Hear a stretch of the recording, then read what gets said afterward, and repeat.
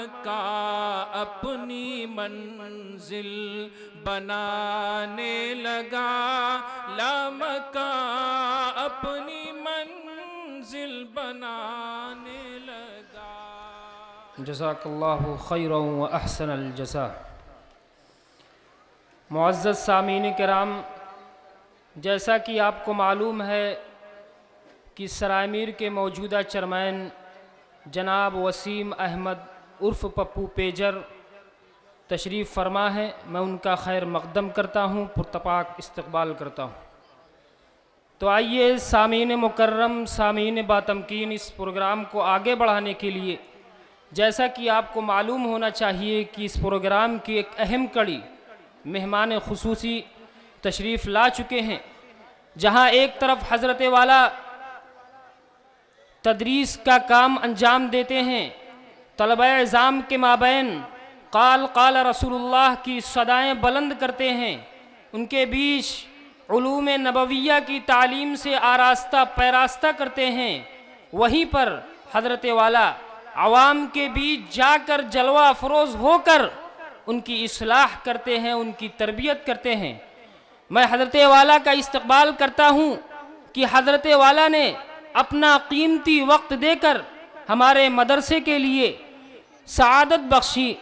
मैं जनाब हज़रत मौलाना मुफ्ती रियासत साहब अमरोही जामा मस्जिद, उस्ताद हदीस जामा मस्जिद अमरोहा को इस शेर के साथ दावत स्टेज देता हूँ कि लिखा करता था जिसके साथ मकतूबात आका के, लिखा करता था जिसके साथ मकतूबात आका के, वही अपना कलम फिरती दिखा आकर ज़माने को। समंदर की बड़ी लहरों को जिसने रोद डाला था, समंदर की बड़ी लहरों को जिसने रोद डाला था, उसी इस्लामी बेड़े से मिला आकर ज़माने को। तू फिर लहरा वही इस्लाम का परचम समंदर पर, तू फिर लहरा वही इस्लाम का परचम समंदर पर। वो मंजर फिर देखा बहरे खुदा आकर ज़माने को। हज़रत वाला तशरीफ़ लाएं, अपनी ईमानी इरफानी हक्कानी तकरीर से खाबिदा कौम को बेदार करें। अल्हम्दुलिल्लाह अल्हम्दुलिल्लाहि नहमदुहु व नस्तईनुहु व नस्तगफिरुहु व नुअमिनु बिही व नतवक्कलु अलैहि व नऊज़ु बिल्लाहि मिन शुरूरि अनफुसिना व मिन सय्यिआति अअमालिना। मन यहदिहिल्लाहु फला मुज़िल्ल लहु व मन युज़लिलहु फला हादिय लहु। व नशहदु अल्ला इलाहा इल्लल्लाहु वहदहु ला शरीक लहु। व नशहदु अन्न सय्यदना व मौलाना व हबीबना व शफीअना व सनदना मुहम्मदन अब्दुहु व रसूलुहु सल्लल्लाहु तआला अलैहि व अला आलिहि व अस्हाबिहि व अहलि बैतिहि व ज़ुर्रिय्यातिहि व सल्लम तस्लीमन कसीरन कसीरा। अम्मा बअदु फ़अऊज़ु बिल्लाहि मिनश शैतानिर रजीम। बिस्मिल्लाहिर रहमानिर रहीम। इन्नस समअ वल बसर वल फुआद कुल्लु उलाइका कान अन्हु मस्ऊला। वक़ाल रसूलुल्लाहि सल्लल्लाहु अलैहि वसल्लम इस्तहयू मिनल्लाहि हक़्क़ल हया। क़ालू इन्ना लनस्तहयी वल्हम्दुलिल्लाह।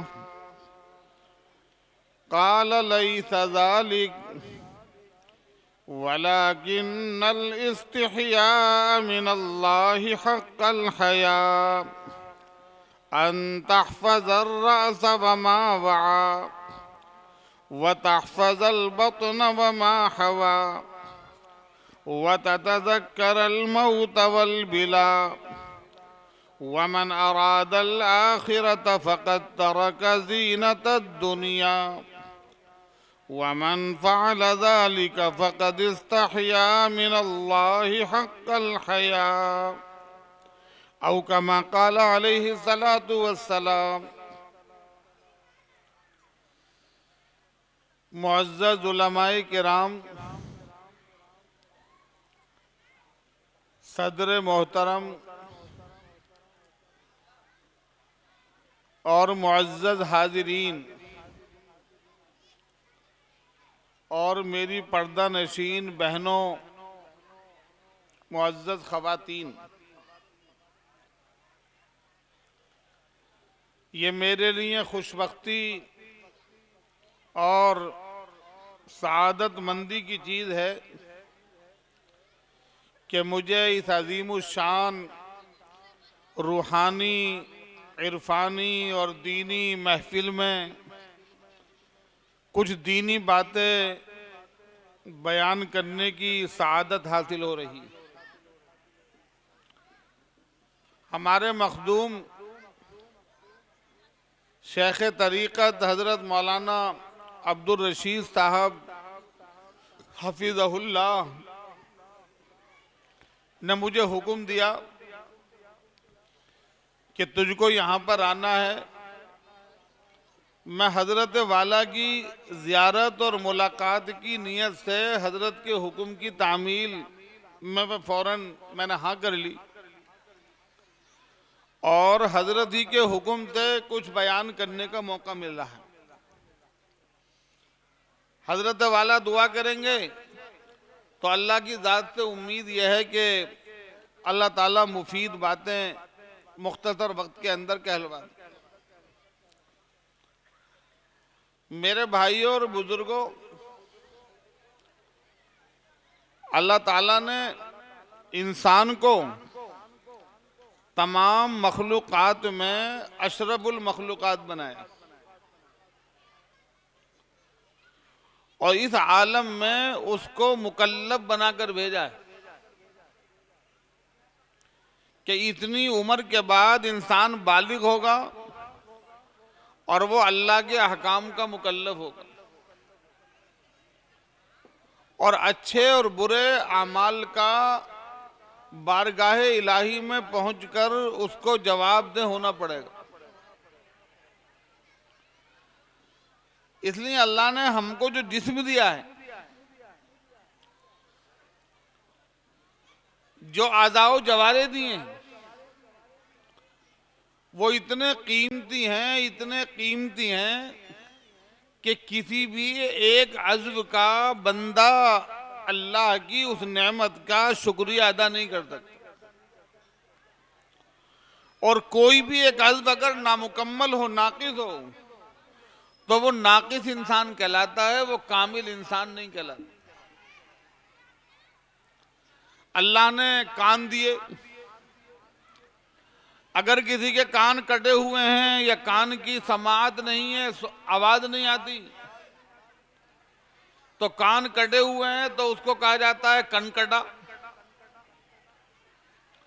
और कान सही है और आवाज नहीं आती, समाअत कमजोर है, तो उसका नाम है बहरा इंसान।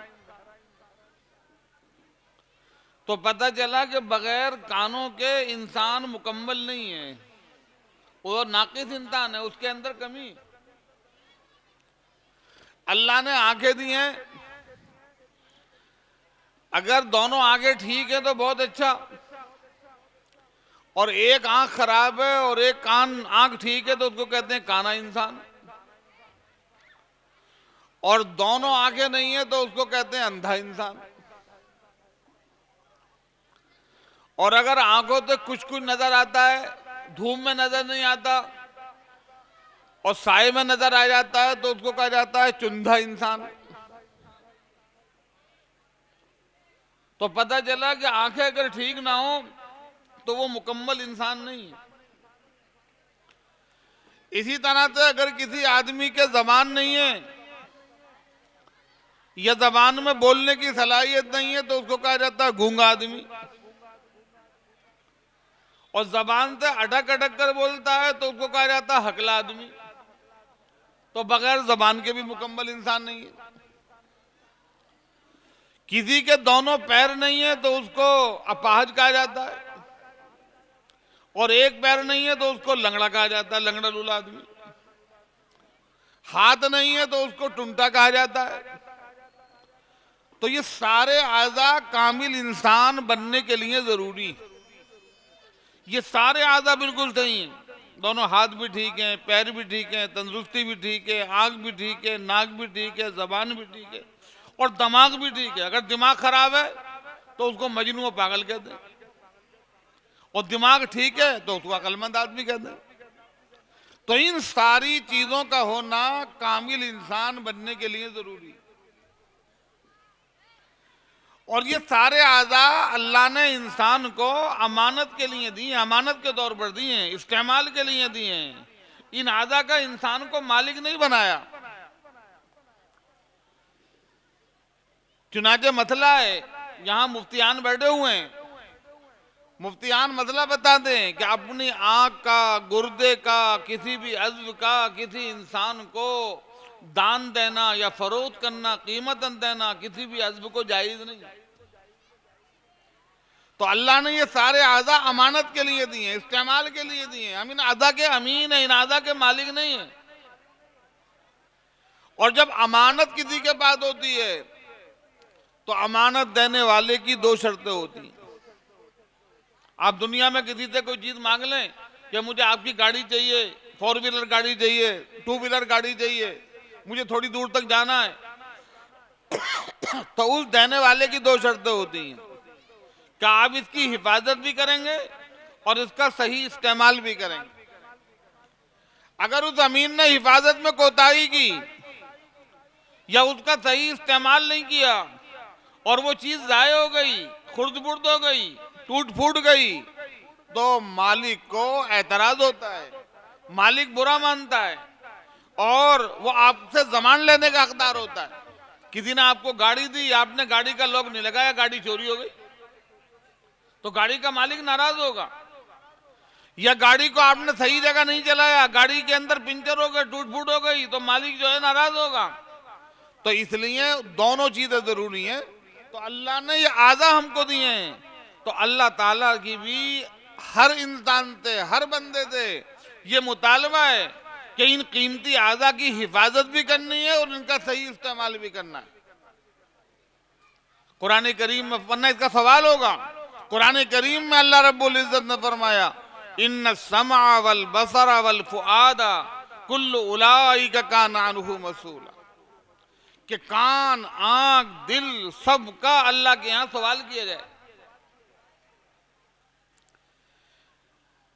अब इनका सही इस्तेमाल क्या है, इन आज़ा का गलत इस्तेमाल क्या है।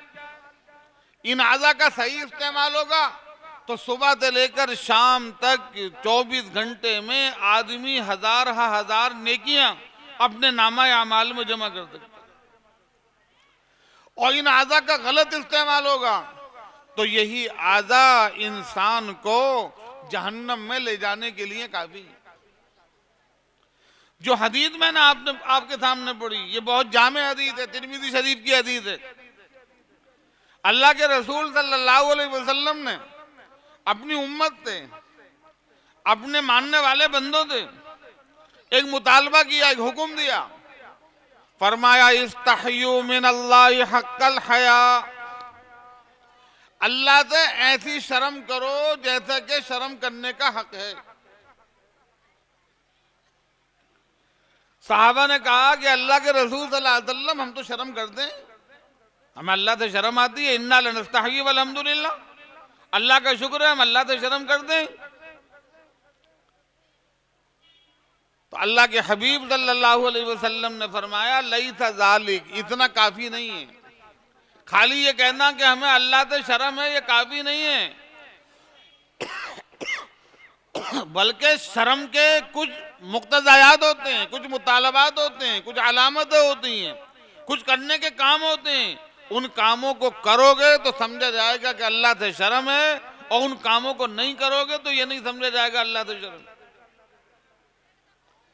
आज हमारे अमाल, हमारी तौबा, हमारे अकवाल, ये सब अल्फाज के हद तक रह गए हैं, उनके अंदर मानवीयत नहीं। हमारे हजरत फ़कीहुल उम्मत मुफ्ती महमूद हसन साहब गंगोई नव्वर अल्लाह मरकदहू एक मजलिस में सुना रहे थे कि एक साहब आए छोटे बच्चे को लेकर, बच्चा उनका शरारती था। तो हजरत ने कहा कि हजरत ये बच्चे शरारती बहुत है, बार बार पैसे मांगता है, आप इसको दुआ कर दीजिए, समझा दीजिए इसको।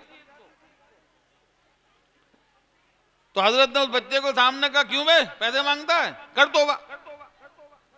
उसने एकदम तौबा कर लीजिए, तौबा अब नहीं मांगूंगा पैसे, बैठ गया खामोश हो गया। 5-7 मिनट के बाद अपने वालिद से कहता है कि अब तो मैंने तौबा कर ली, अब तो पैसे दे दो। तो हमारी तौबा, हमारे अमाल ऐसे ही हैं कि अल्फाज तौबा के हैं और फिर गुनाह करते हैं, फिर तौबा करते हैं, फिर गुनाह करते हैं।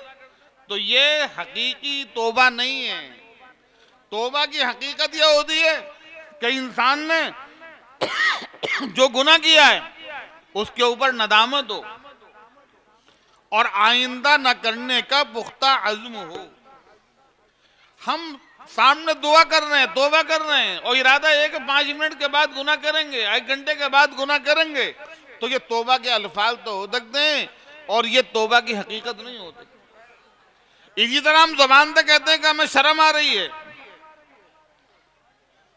शर्म के अल्फाज हम बोलते हैं, लेकिन शर्म का जो तकाजा है, शर्म के जो मुक्तदायात हैं, शर्म की जो निशानियां हैं, जो अलामत हैं, उनको हम अदा नहीं करते।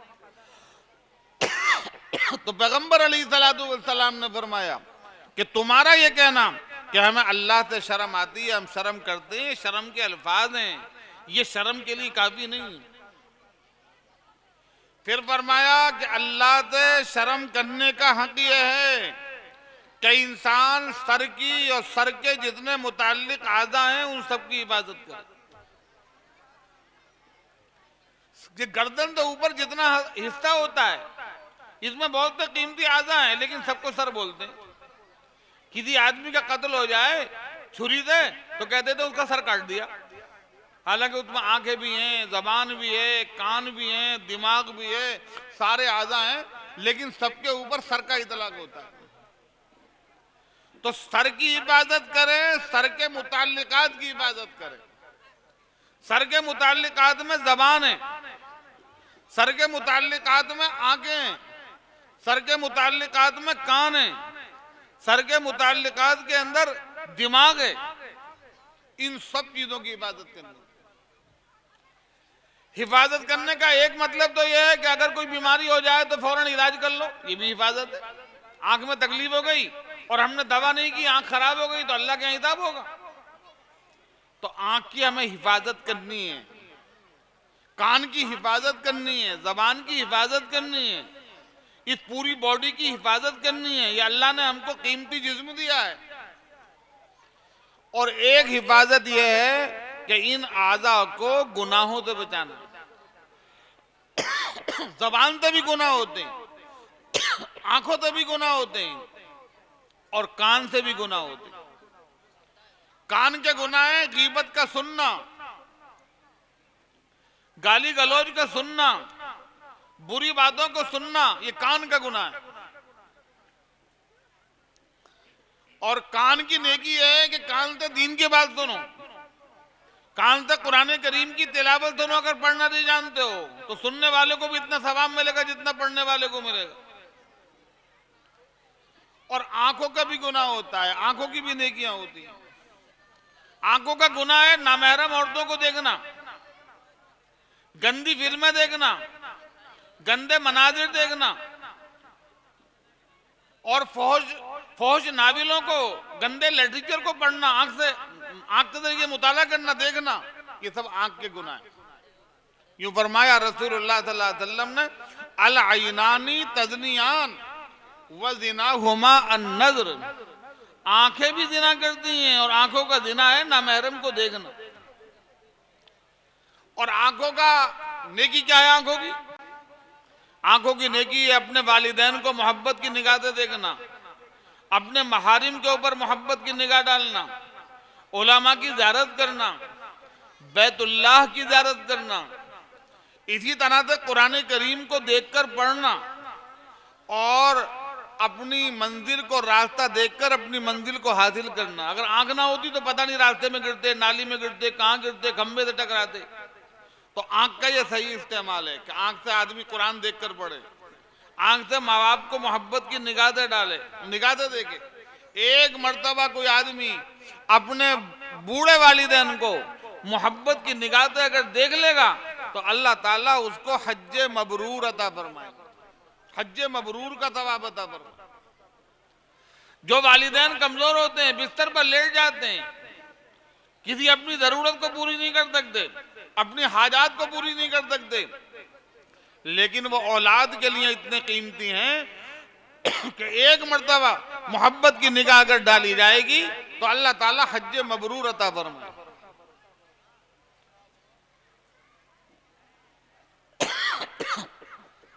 एक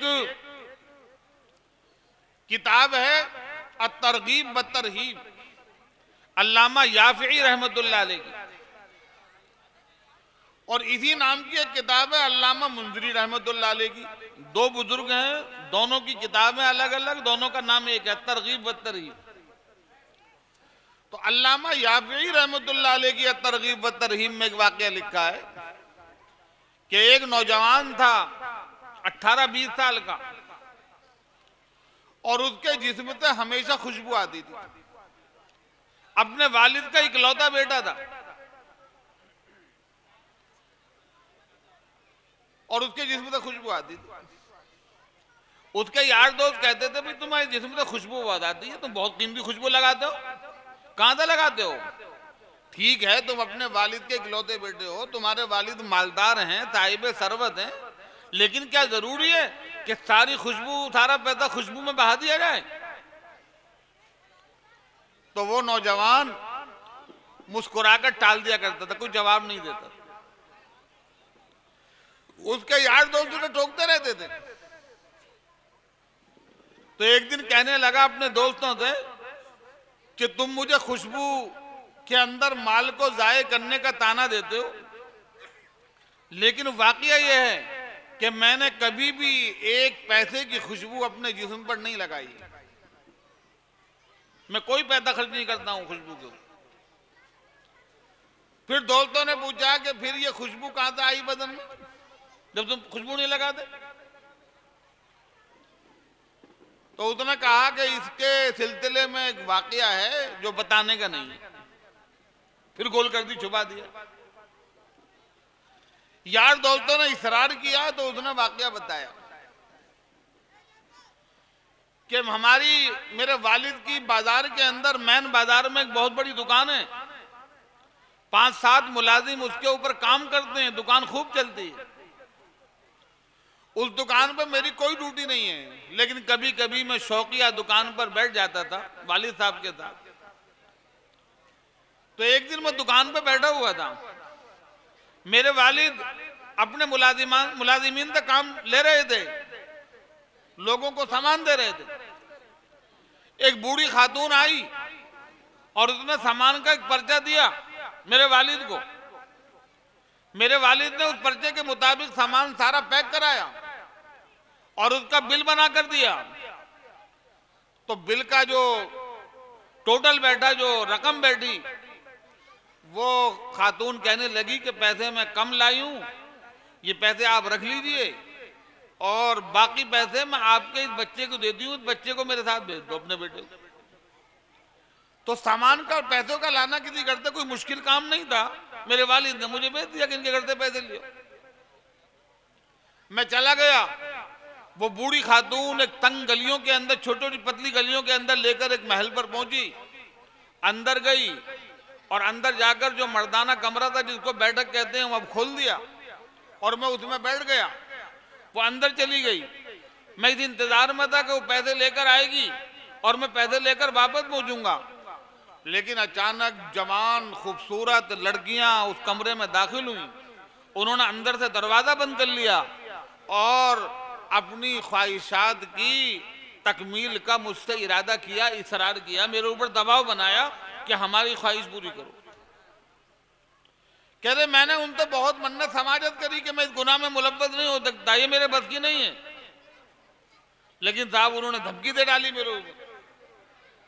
तो मैंने अपने आप को गुनाह से बचाने के लिए ये तदबीर इख्तियार की कि मैंने उन औरतों से कहा कि अच्छा मैं पहले मुझे टॉयलेट बताओ, बैतुल खला बताओ, मैं अपनी हाजत पूरी कर लूं और फिर तुम्हारी हाजत पूरी करूं। चुनाचे मैं अंदर बैतुल खला में गया, मैंने गिलाजत को अपने चेहरे पर, अपने कपड़ों पर, सब पर लगा लिया ताकि ये औरतें मुझसे नफरत करें और मुझे भगा दें और मैं गुनाह से बच जाऊं।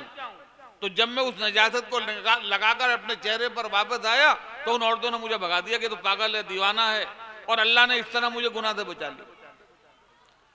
अब मैं वहां से निकलकर शहर के बाहर गया, एक तालाब के किनारे जाकर, एक दरिया के किनारे जाकर मैंने अपने कपड़े साफ किए, गुस्ल किया और कुछ कपड़े गीले और कुछ कपड़े सूखे इसी तरह पहनकर मैं दुकान पर वापस आ गया।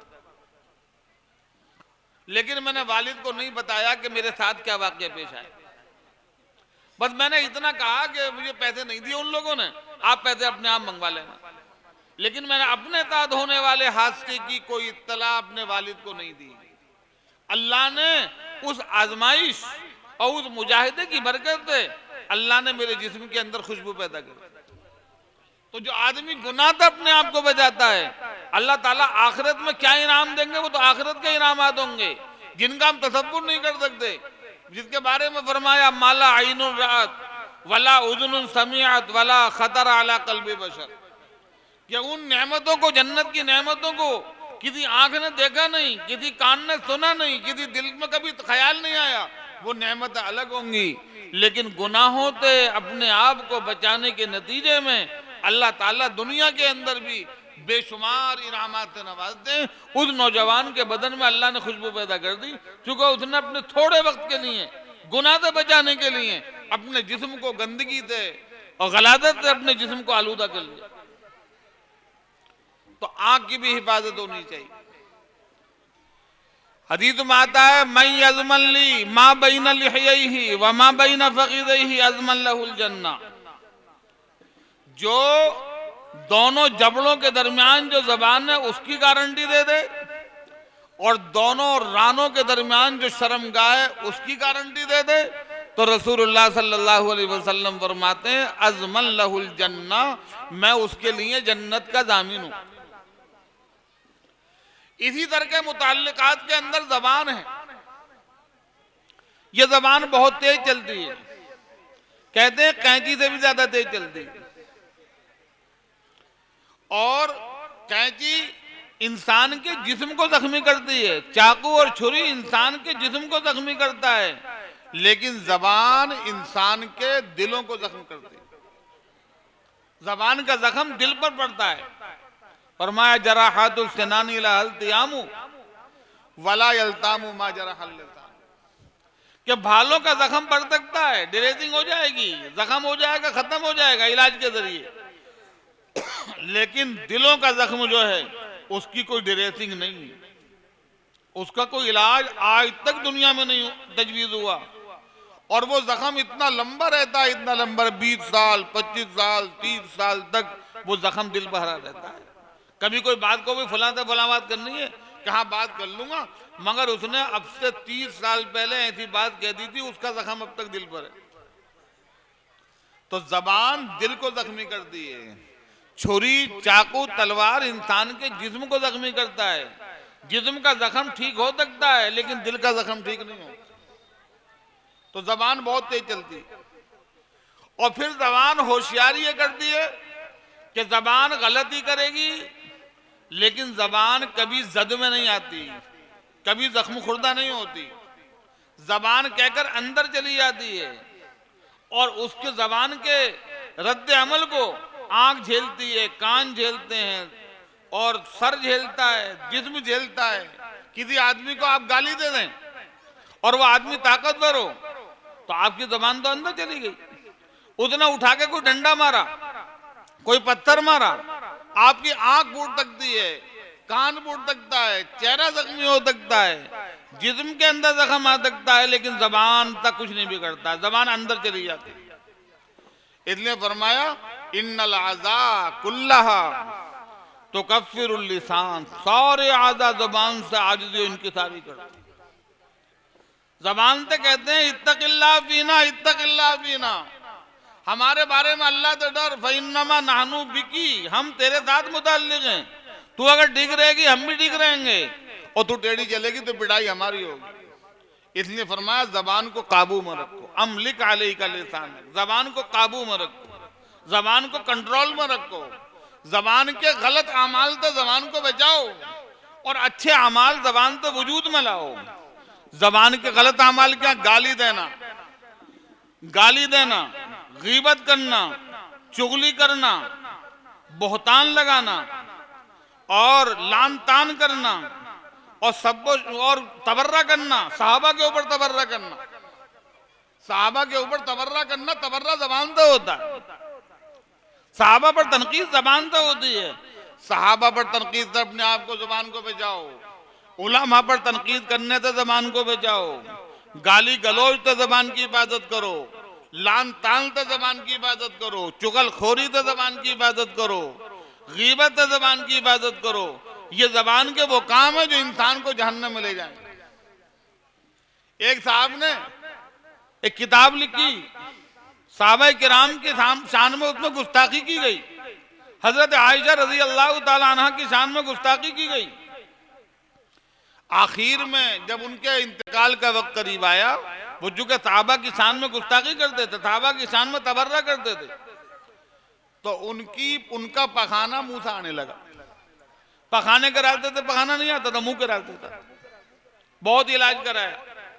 एक सहीउल अकीदा हकीम के पास पहुंचे इलाज के लिए, तो हकीम साहब से पूछा, हकीम साहब ये क्या बीमारी है?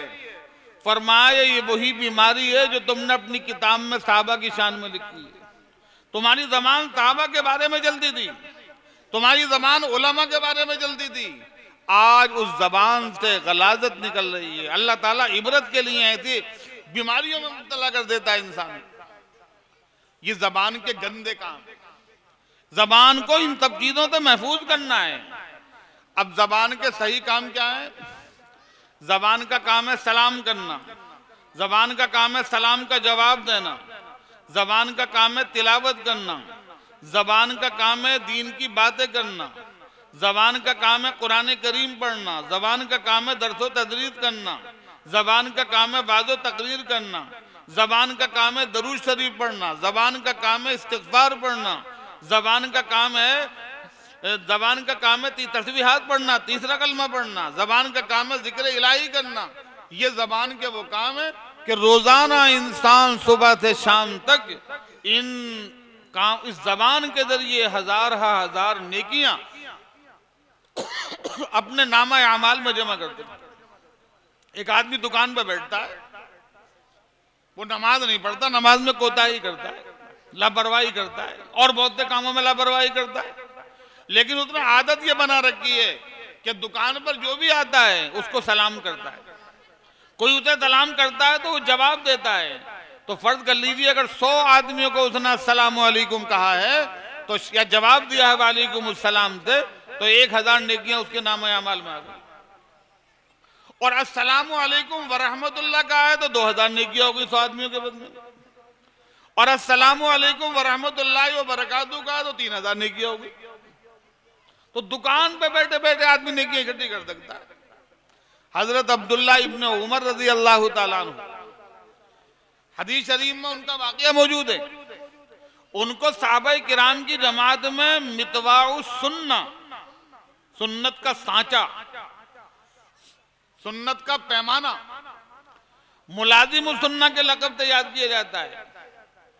एक एक सुन्नत को तलाश कर करके अमल करते थे। हम तो सुन्नतों का मजाक बनाते हैं, जबकि रसूलुल्लाह सल्लल्लाहु अलैहि वसल्लम फरमाते हैं मन अहया सुन्नती इंदा फसादी उम्मती फलहु अजरु मियति शहीद।